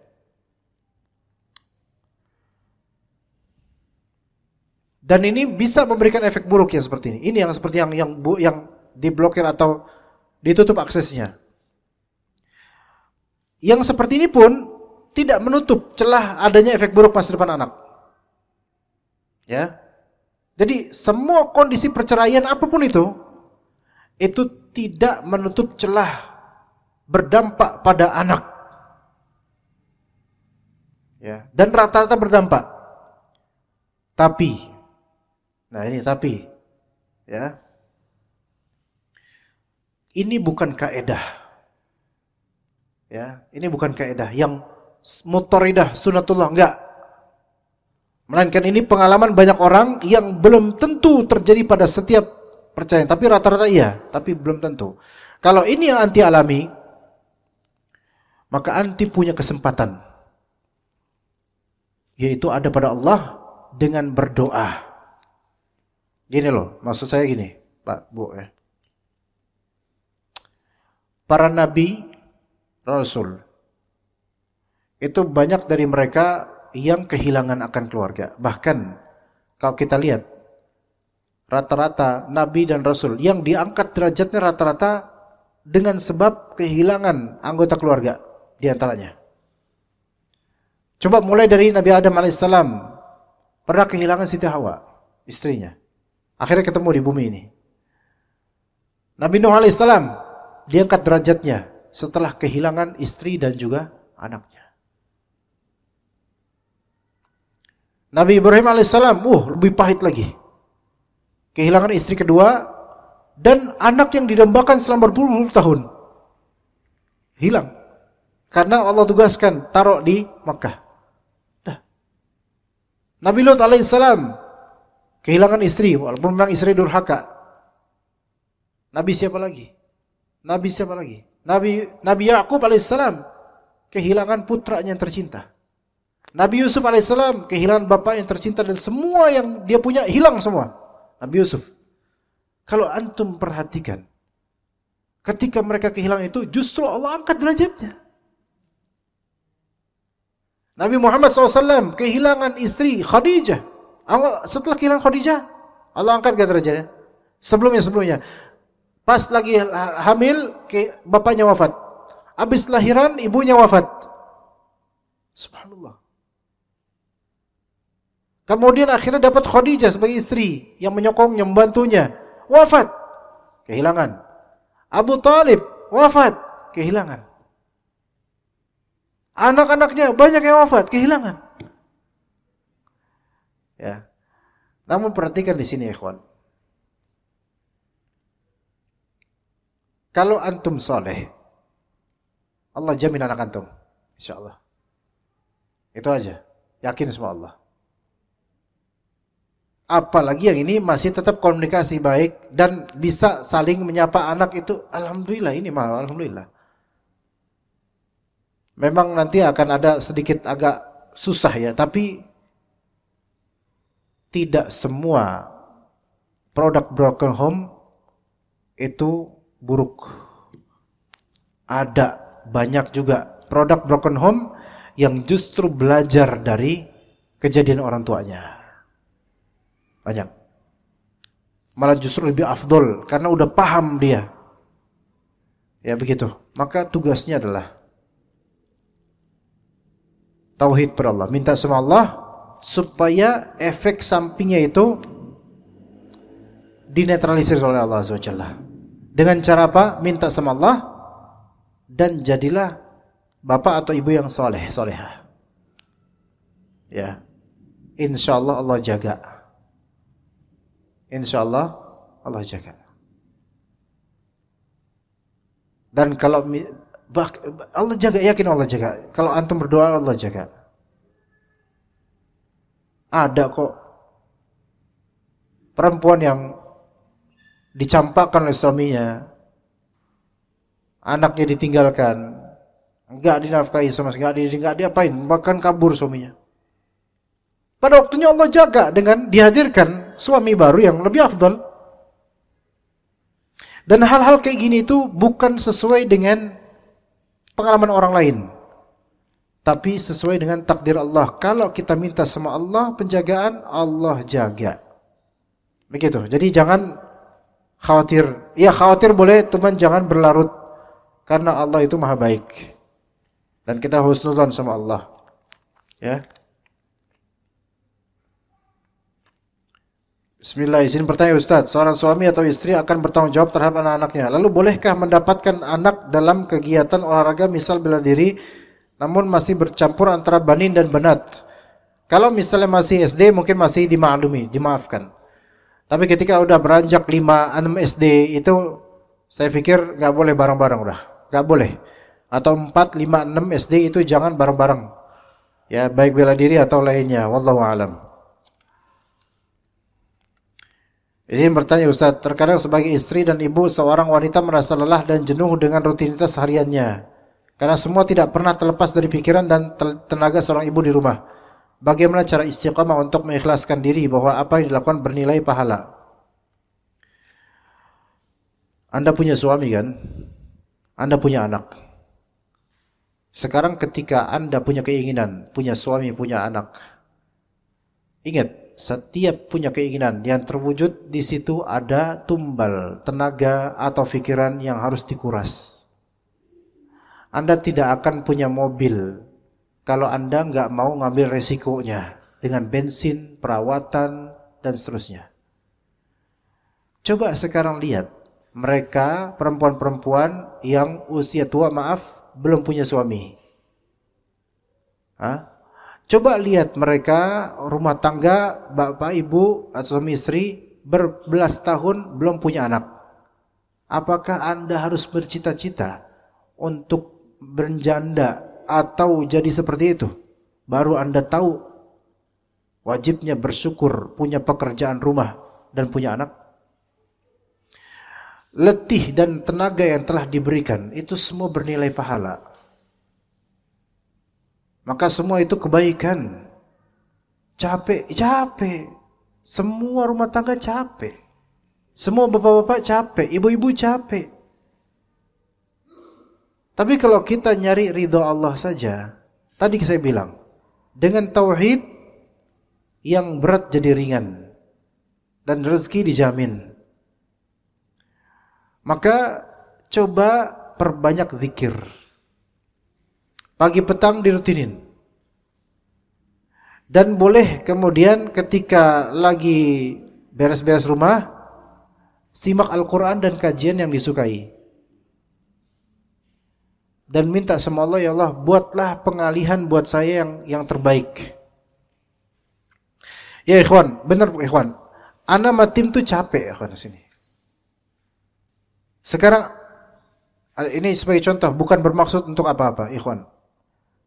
Berapa jam Anda duduk kayak gini coba? Berapa jam? Anda berangkat kemarin 4.30 atau 4.15 menuju Meruyung. Kayak gitu. Di atas motoran duduk. Kalau bisa tidur, tidur Anda. Nggak bisa tidur, duduk. Sampai maghrib. Duduk lagi itu. Nggak ada selonjor, nggak ada tiduran, nggak ada. Udah maghrib. Sholat. Duduk lagi, kemudian kajian. Habis isya, duduk lagi di atas motor. Dan anak baru pulang jam berapa tadi, malah lupa. Itu anak jam berapa? Anak lupa, jam 10 atau jam setengah 11, anak lupa. Sampai rumah itu. Dan jam setengah 4 anak harus bangun. Berangkat lagi menuju Cinere dari Bekasi. Naik motor itu. Gak ada nyetirin, anak nyetirin, alhamdulillah. Ke Cinere, ya. Kajian lagi sejam lebih. Makan tuh duduk habis jadinya. Makan pun duduk. Akhirnya harus banyak-banyak minum. Kemudian sarapan, habis itu alhamdulillah ada kesempatan buat rebahan, tidur sejenak. Gak lama. Kesini dari Cinere, duduk lagi di atas motor. Ini disuruh duduk lagi anak sekarang. Ini pulang masih ini mau pulang nih, masih ini pulang nih habis ini. Kemana Bekasi? Nggak tahu berapa menit dah. 1,5 jam kalau ada ya. Belum dipotong nanti sholat duhur di jalan. Duduk semua itu. Mungkin sampai rumah jam 1 atau setengah 2 atau mungkin jam 2, anak nggak tahu dah nanti gimana. Dan ba'da asar anak kajian ada di Pulau Gebang.